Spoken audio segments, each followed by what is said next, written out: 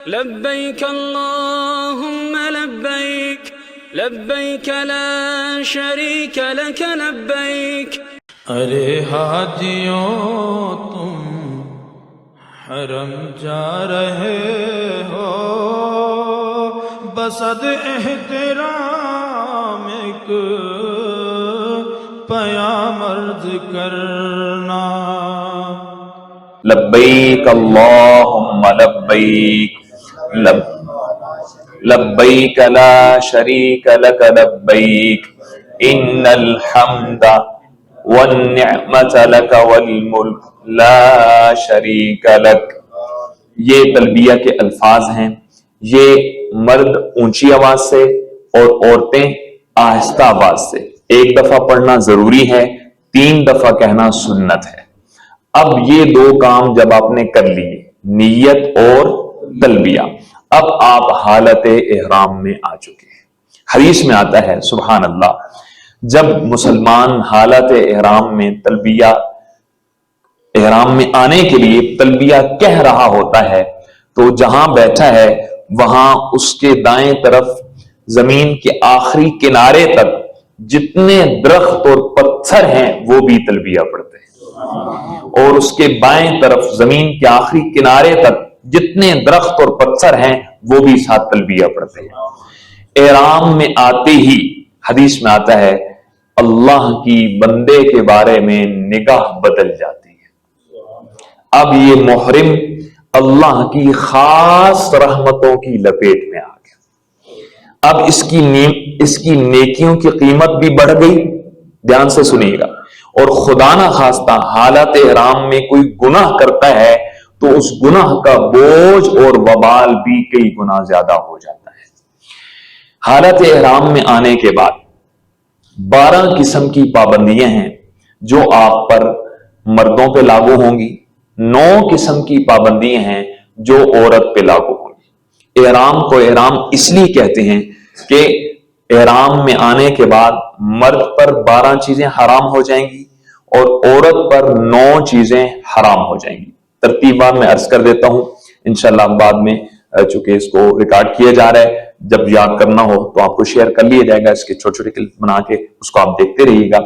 Number 1، یہ پابندی مرد کے لیے ہے، عورت کے لیے نہیں.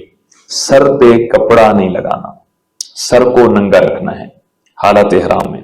نمبر 2، دوسری پابندی یہ مرد کے لیے بھی ہے عورت کے لیے بھی ہے کہ چہرے پہ کپڑا نہ لگے. یہ پابندی مرد کے لیے بھی ہے اور عورت کے لیے بھی ہے. یہاں میں سمجھاتا چلوں، چہرے پہ کپڑے کے باوجود پردہ کرنا فرض رہے گا. اب سوال پیدا ہوگا کہ اگر نقاب کرتی ہیں تو چہرے پہ کپڑا لگتا ہے اور حالت احرام میں چہرے پہ کپڑا لگانا جائز نہیں ہے، اور دوسری طرف سے غیر محرموں کے سامنے چہرہ کھولنا بھی جائز نہیں ہے. تو آج کل ایک کیپ ملتی ہے جس کا آگے شیڈ بڑا ہوتا ہے اور اس کے آگے کپڑا لٹکا ہوتا ہے. اب وہ کپڑا چہرے کو لگتا بھی نہیں ہے اور ساتھ ساتھ پردہ بھی اس کا باقی رہ جاتا ہے. کتنی پابندیاں ہوں گی جی؟ 2. تیسری پابندی دونوں کے لیے، جسم کا کوئی بال نہیں کاٹنا.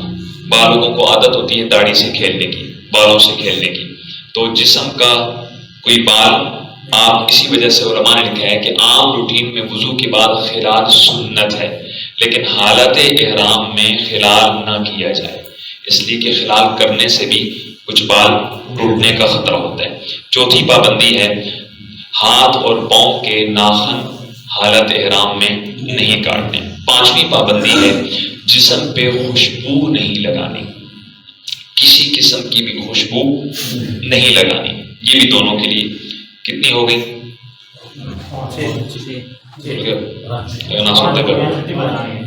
جی. اگلی پابندی ہے خوشبو والا کوئی مشروب بھی نہیں پینا. اس میں الائچی والی چائے، دال چینی الائچی والا قہوہ، اسی طرح فلیور والے جو جوسز ہیں وہ بھی حالت احرام میں ممنوع ہے. ہاں، فریش جوس جو تازہ پھل سے نکلا ہو اس کو استعمال کرنے کی اجازت اور گنجائش ہے. ایئرپورٹ پہ یا جہاز میں بعض جگہ وہ ٹیشو رکھے ہوتے ہیں خوشبو والے، یا صابن رکھ ہوتا ہے خوشبو والا.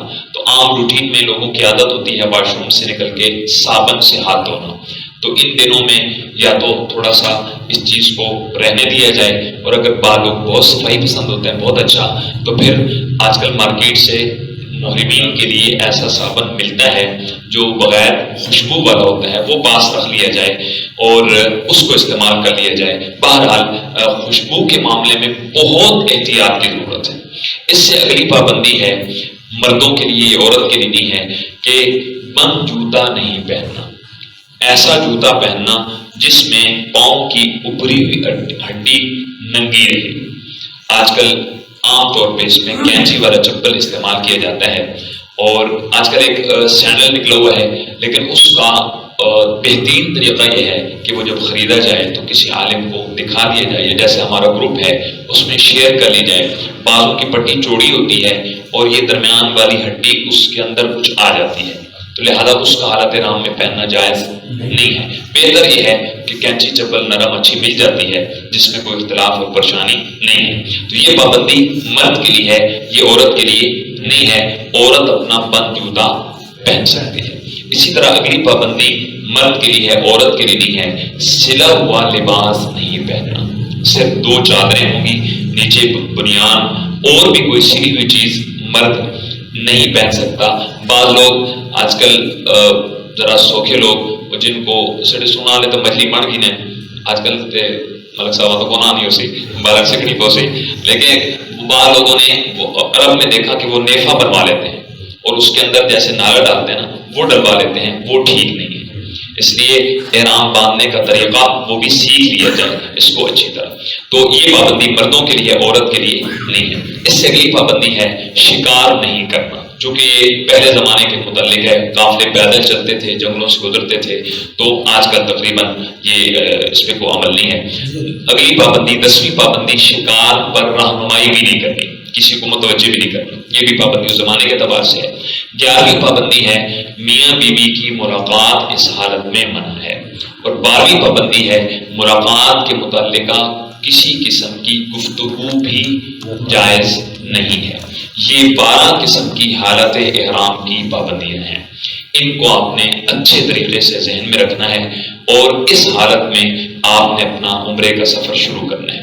حدیث میں آتا ہے حالت احرام میں آنے کے بعد بیت اللہ شریف پہنچ کر طواف شروع کرنے تک، یہ جو درمیان کا سارا سفر، جہاز، پھر جدہ اترے، ہوٹل پہنچے، پھر آرام کر کے کھانا کھا کے بیت اللہ شریف پہنچ گئے، طواف شروع کرنے سے پہلے تک، اس سارے سفر میں محرم کے لیے سب سے بڑا ذکر تلبیے کا پڑھنا ہے۔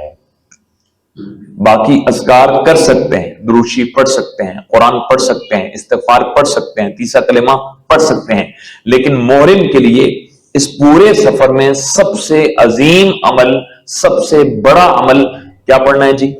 تلبیہ۔ اور حدیث میں آتا ہے آج کل چونکہ اللہ معاف فرمائے ایمانی کمزوری کی وجہ سے مرد بھی تلبیہ کوئی نہیں پڑھتے، اور پڑھتے ہیں تو ایک آدھ دفعہ آہستہ پڑھتے ہیں۔ صحابہ رضی اللہ عنہ کے بارے میں آتا ہے کہ صحابہ کے جو مرد تھے اتنی اونچی آواز سے تلبیہ پڑھتے تھے کہ چیخوں کی آواز اور گلے پھٹ جاتے تھے۔ اونچی آواز سے مردوں کے لیے تلبیہ پڑھنا سنت ہے۔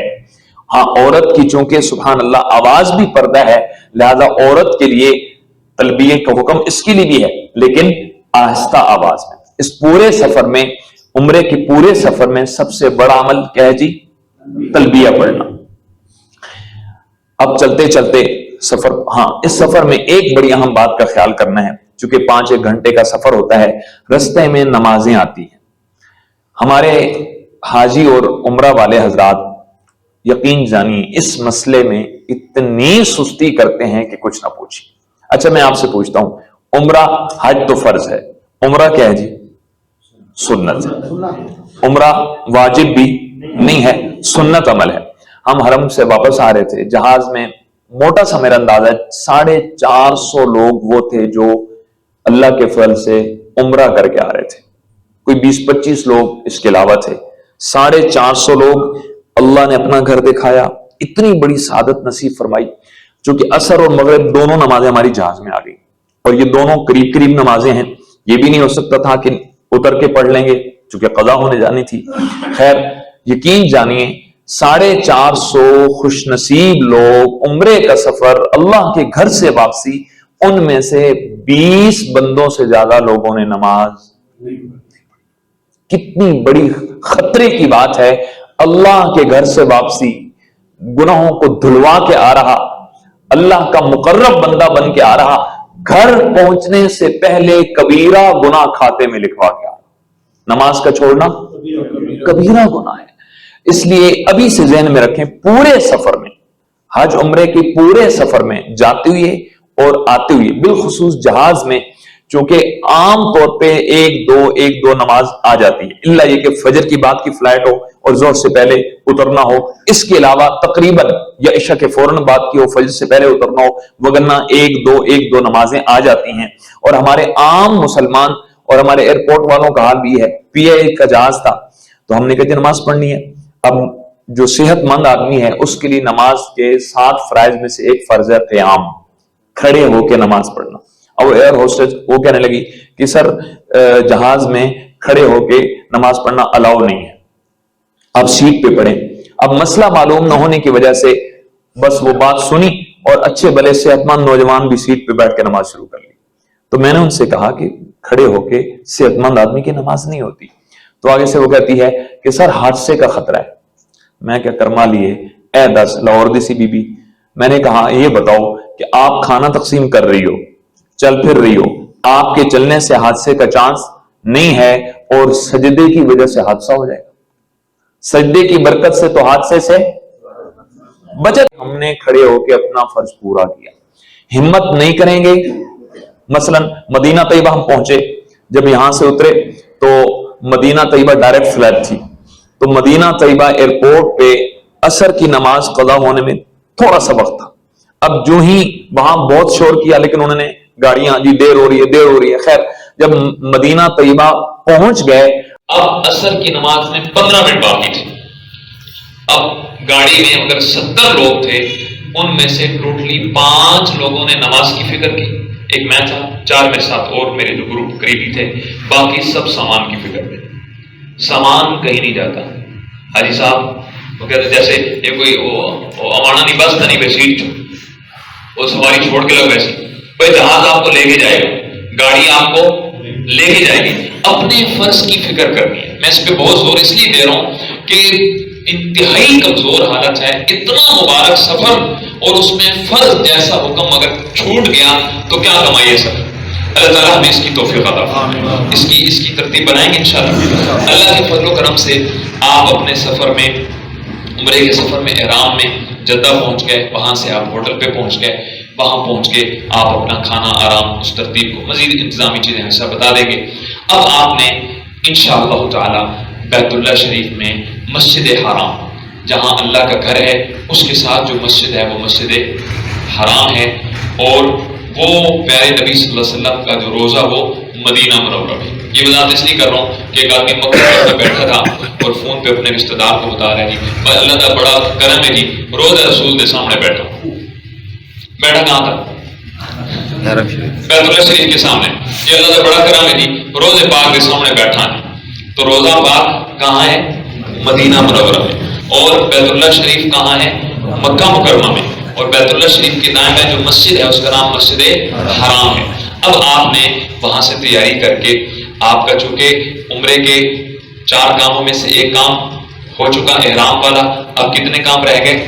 3. ایک فرض رہ گیا، 2 واجب رہ گئے. اب آپ وہاں سے ہوٹل سے نکلیں گے اپنی تیاری کر کے اور مسجد حرام میں انٹر ہوں گے. مسجد کی حدود میں مسجد کے داخل ہونے کی مسنون دعائیں پڑھ لیں اور کوشش کریں کہ اپنی نگاہوں کو جھکا لیں. چونکہ کھڑکیوں سے بیت اللہ شریف نظر آ جاتا ہے تو نگاہوں کو جھکا کے ایک سیڑھی، دوسری سیڑھی، بہت ساری یہ وہ چیزیں ہیں جو وہاں فزیکل پہنچ کے خود بخود سمجھ میں آ جاتی ہیں. اب جب آپ بیت اللہ شریف کے صحن میں مطاف میں پہنچیں گے تو کوشش کریں رستے میں کھڑے نہ ہوں. اتنی قیمتی دعا کو وہاں ضائع نہ کر بیٹھیں. رستے میں کھڑے ہوں گے، تھوڑی دیر بعد دعا کے درمیان پیچھے سے دھکا لگے گا اور آپ کی دعا خراب ہو جائے گی. رستے سے تھوڑا سا ہٹ جائیں جہاں لوگ کھڑے ہیں یا بیٹھے ہیں. اب وہاں کھڑے ہو کے اب آپ اپنی پہلی نگاہ اللہ کے گھر پہ ڈالیں. حدیث میں آتا ہے بیت اللہ شریف پہ جب پہلی نگاہ پڑے تو 3 دفعہ لا الہ الا اللہ، لا الہ الا اللہ، لا الہ الا اللہ۔ یہ تو عام الفاظ ہر مسلمان کہہ سکتا ہے۔ اس کے علاوہ حدیث پاک میں جو لمبی دعا ملتی ہے وہ کتابوں میں آپ کو مل جائے گی۔ کسی کو ہمت والے پڑھے لکھے لوگ ابھی دن ہیں بہت سارے، زبانی یاد کر لیں تو بہت اعلیٰ۔ اللہم زد بیتک ھذا تشریفا و تکریما و تعظیما و محابۃ وزد من شرفہ و کرمہ و عظمہ۔ اے اللہ تو اپنے اس گھر کی بزرگی اور عظمتوں میں اور اضافہ فرما دے۔ یہ اس دعا کا سادہ سا ترجمہ ہے۔ اور اے اللہ جو تیرے گھر کی عظمت کی بزرگی کی دعائیں کر رہا ہے، اے اللہ اس کی بزرگی میں بھی اضافہ کر دے۔ یہ نبی صلی اللہ علیہ وسلم نے بیت اللہ شریف پہ پہلی نظر کے بعد 3 دفعہ کلمہ پڑھ کر، یہ کلمات سنت سے ثابت ہیں، ہو سکے پڑھے لکھے آدمی اس کو یاد کر لے۔ حج سنت کے قریب ہوگا اتنی قبولیت کی مہریں لگتی چلی جائیں گی۔ اب آپ کی جو پہلی نگاہ ہے، حدیث کہتی ہے اب اس وقت آپ ولایت کے اس درجے پہ پہنچ چکے ہیں جو کتابوں میں لکھا ہے بعض اولیاء مستجاب الدعوات ہوتے ہیں۔ یہ لفظ سنیں، مستجاب، یعنی بعض لوگوں کا اللہ سے اتنا قریب کا تعلق بن جاتا ہے، کتب اور ابدال اور اس درجے کا ولی جس کا اٹھا ہاتھ اللہ رد نہ کرتے، جس کی ہر دعا اللہ قبول فرماتے ہوں۔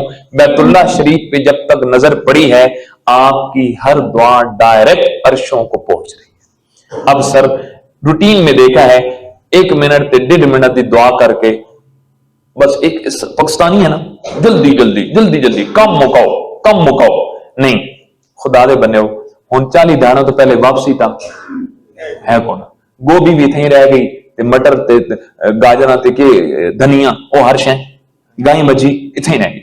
اب آپ وہاں فارغ ہیں، اب وہاں تسلی سے اللہ سے مانگے، اللہ کرے ہمیں مانگنا آ جائے۔ یہ بھی سیکھنے کی چیز ہے۔ میں اکثر ایک مانگنے سے بات آ گئی کہتا ہوں، ہمارا مانگنے کا حال یہ ہے، اللہ سے مانگنے کا حال یہ ہے کہ ہماری بڑی دعا کیا ہوتی ہے، یا اللہ زندگی ہک میری اپنا گھر وکھا۔ میں کہتا ہوتا ہوں دعا تو ٹھیک ہے، لیکن ایڈی چھوٹی دعا منگنا کہنے کو پیا بندے کو یا رب کو، تے بندہ خدا۔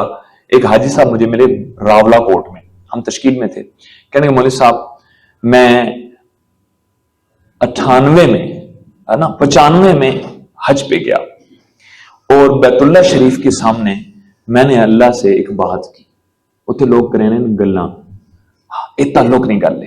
میں نے کیا بات کی؟ یا اللہ جب تک زندہ رہوں ہر سال بلانا ہے۔ اگلی دعا ہر بندہ نہیں کر سکنا، یا اللہ جس سال نہ بلانا ہو اس سال اپنے پاس بلا لینا۔ یہ دعا ہر بندہ کر سکنا جی، جس سال نہ بلانا ہو اس سال اپنے پاس بلا لینا۔ میری اس بابا جی سے ملاقات ہوئی 2014 میں اور واقعہ سنا رہے تھے 1995 کا۔ کہنے لگے مولوی صاحب کیا قبولیت کی گھڑی تھی، اور مزے کی بات ہم گشت کر رہے تھے، ہم مارکیٹ میں کھڑے تھے، سامنے ان کی چھوٹی سی دکان، اے بھی کونے کو ارب پتی بندہ، سامنے چھوٹی سی دکان پہلے ہمیں دکھائی اور اگلی بات بعد میں سنائی۔ کہنے لگے مولوی صاحب یہ چھوٹی سی میری دکان ہے، لیکن وہ گھڑی ایسی تھی کہ میں نے جو جملہ بولا ہے نا، ایسی قبولیت ہوئی 95 سے لے کر 2014 تک کوئی حج قضا نہیں ہے۔ اللہ سے مانگنا ہے تو ابھی میں ملک صاحب کو کہہ رہا تھا رستے میں نے کہ یہ بھی اگست میں حبشہ کے سفر سے واپسی ہوئی 2000 یہ ابھی اسی میں، تو میں 7 مہینے میں 210 دن ہوتے ہیں، 210 دنوں 210 راتوں میں ہر روز تہجد میں ایک اللہ سے دعا کی، یا اللہ ہر سال حرم کے کم سے کم 2 سفر نصیب فرما دے، ہر سال عمرے کا سفر، ہر سال حج کا سفر۔ اللہ سے مانگنے میں کنجوسی، میں مولوی صاحب اپنی جیب کو دیکھوں تو پتہ نہیں ایک حج بھی مانگنا میرے لیے مشکل ہو جائے، اور اللہ کے خزانے کو دیکھوں آپ حیران ہوں گے۔ میرا دوست ہے اس سفر میں میرے ساتھ تھا، اسلام آباد میں مولیاں بیچتا تھا، سبزی بیچتا تھا، عمرہ کر کے آیا، میں مصروف تھا، 2 مہینے بعد میں مبارک دینے گیا، کہہ رہے مولوی صاحب آپ دیر سے پہنچے، اتنی دیر کر دی، میں تو دوبارہ عمرے کے لیے جا رہا ہوں، سبزی بیچنے والا۔ میں نے کہا کمال ہے۔ اگلی بات مانگنے والے کتنا مانگ کے آتے ہیں، کہتے مولوی صاحب آپ اس پہ حیران ہو رہے ہیں، میں تو حرم میں اللہ سے یہ مانگ کے آیا ہوں، یا اللہ ہر جمعہ حرم میں نصیب فرما دے۔ سبزی بیچنے والا، اے اللہ ہر جمعہ حرم میں نصیب فرما دے۔ آپ کے پاکستان کے کراچی کے کچھ لوگ ہیں جمعرات کو حرم جاتے ہیں، جمعہ پڑھ کے شام کی فلائٹ سے پاکستان واپس آ جاتے ہیں۔ تو خیر بیت اللہ شریف کے سامنے اب آپ کی دعا کم سے کم 8-10 منٹ کی دعا ہوگی کہ نہیں ہوگی جی؟ اپنے ارمان اللہ کے سامنے رکھیں، اپنی دنیا کی خیریں مانگیں، آخرت کی خیریں مانگیں، اولاد کی خیریں مانگیں۔ بہرحال اب تسلی سے دعا کر کے اب آپ کا اگلا بڑا اہم عمل ہے، عمرے کا دوسرا فرض ہے، اور وہ ہے طواف۔ اس کو ذرا اچھی طرح سمجھنا ہے۔ طواف شروع کرنے سے پہلے آپ نے 3 کام کرنے ہیں، عورت نے 2 کام، مرد نے 3 کام کرنے ہیں۔ پہلا کام، طواف شروع کرنے سے پہلے آپ نے دعا ختم کرنے کے بعد اپنا دایاں کندھا ننگا کر لینا ہے۔ اس کو استباء کہتے ہیں، کتاب میں آپ کو تفصیل مل جائے گی۔ یہ مردوں کے لیے حکم، اپنا احرام نیچے سے اوپر ڈال دیں گے بائیں کندھے پہ تو آپ کا دایاں کندھا ننگا ہو جائے گا۔ دوسرا، یہ سب آپ کو ابھی کر کے دکھا بھی دیتے ہیں، آپ دیکھ بھی لیں تاکہ آپ کو فزیکل یہ بات سمجھ میں آ جائے۔ یہ ہے جی ویڈیو بھی اس طرف، یہ اب یہ استباء کر رہے ہیں،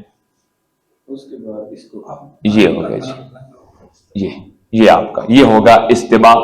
طواف شروع کرنے سے پہلے آپ کا پہلا کام دعا مانگنے کے بعد مرد نے یہ جی تشریف رکھیں، یہ ہوگا استباء۔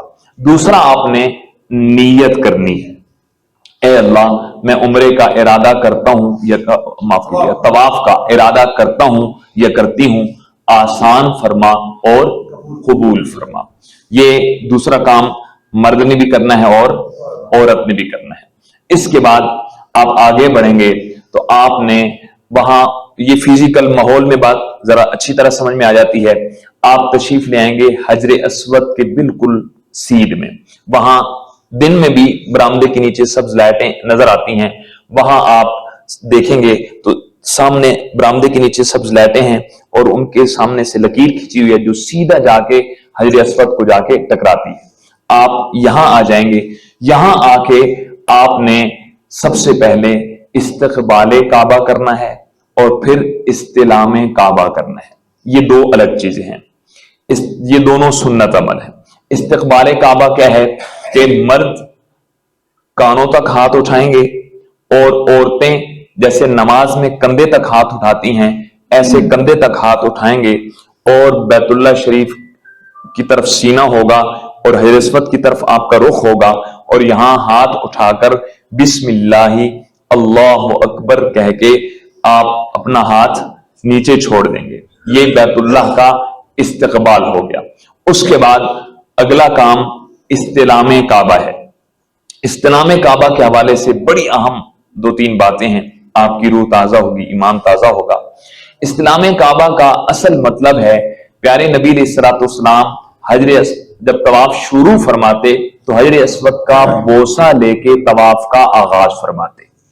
اصل سنت بوسہ لینا ہے، لیکن چونکہ اب رش بہت زیادہ ہے، وہاں ایک تو رش کی وجہ سے بوسہ لینا مشکل، دوسرا وہاں خوشبو لگی ہوتی ہے اور آپ حالت احرام میں ہیں، اس وجہ سے وہاں بوسہ لینا مشکل ہے۔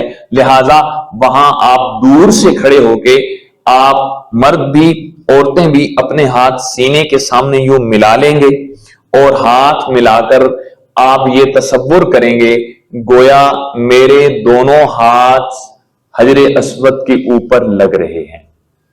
یہ تصور آپ کریں گے کہ میرے دونوں ہاتھ کہاں لگ رہے؟ حجر اسود کے اوپر لگ رہے۔ اور سبحان اللہ حدیث میں آتا ہے حجر اسود زمین پر اللہ کا دایاں ہاتھ ہے، اور جو آدمی حجر اسود کا بوسہ لیتا ہے یا حجر اسود کو استلام کرتا ہے گویا وہ اللہ کے دائیں ہاتھ پر بیعت کر رہا ہے۔ اللہ اکبر۔ آپ نے یہ حدیث ذہن میں رکھنی ہے، اس وقت آپ کی روح تازہ ہوگی کہ میں یہ جو استلام کر رہا ہوں گویا میں प्यारे अल्लाह के दाएं हाथ पर हाथ रखकर मैं बैत कर रहा हूं। नंबर 1। नंबर 2, हदीस में आता है जब आदमी इस्तिलाम कर रहा हो तो ये तसव्वुर करे कि हजरे अस्वद जो भी उसका बोसा लेता है या इस्तिलाम करता है उसके गुनाहों को अपने अंदर जज़ब कर रहा होता है। कि इस वक्त मेरे सारे गुनाह हजरे अस्वद चूस रहा है, जज़ब कर रहा है और अपने अंदर इकट्ठे कर रहा है और मैं इस वक्त गुनाहों से पाक और साफ हो रहा हूं।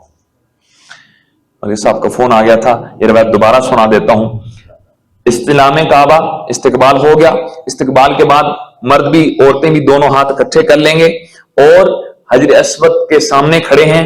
हदीस कहती है हजर अस्वद धरती पर अल्लाह का दायां हाथ है और आप जब इस्तिलाम कर रहे हैं तो ये तसव्वुर करना है गोया मैं अपने प्यारे अल्लाह के दाएं हाथ पर बैअत कर रहा हूं। और दूसरा ये तसव्वुर करना है कि हजर अस्वद मेरे गुनाहों को जज़ब कर रहा है।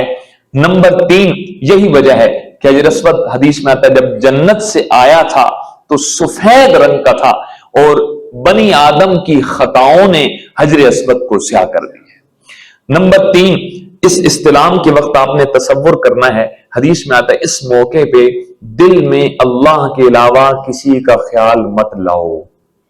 इंज न होवे कि हजर अस्वद ने सामने खलोते हो तो ध्यान गोभी वाले पासे होवे, मरचा वाले पासे होवे, गाय मजी वाले पासे होवे। हदीस में आता है इस वक्त जो दिल की कैफियत होगी उसी पे मोहर लग जाएगी। यही वजह है कुछ हाजी अल्लाह वाले बन के लौटते हैं और कुछ हाजी पहले से ज्यादा खराब होकर और दुनिया की मोहब्बत लेके लौटते हैं। उसकी एक वजह उलमा ने यह लिखी है कि इस्तिलाम के वक्त दिल में रब के अलावा किसी का ध्यान ना हो, सारी तवज्जो। इंसान कमजोर है, बीवी बच्चे कभी याद आ रहे होते हैं, कभी दुकान याद आ रही होती है, कभी कोई चीज याद आ रही होती है, तो बहरहाल इस्तिलाम के वक्त ये 3 रवायतें याद रहेंगी। तो आपने यूं इस्तिलाम किया और फिर आपने बिस्मिल्लाही अल्लाहु अकबर वलिल्लाहिल हम्द पढ़ के अपने हाथों को बोसा दे देना है और तसव्वुर ये करना है कि मैं अल्लाह के दाएं हाथ को चूम रहा हूं और अल्लाह के दाएं हाथ पे बैठ कर रहा हूं। मज़ारे मुक़द्दस पे जब हाज़िरी हो मेरा भी नबी से सलाम अर्ज़ करना। लब्बैक अल्लाहुम्मा लब्बैक लब्बैक ला शरीक लक लब्बैक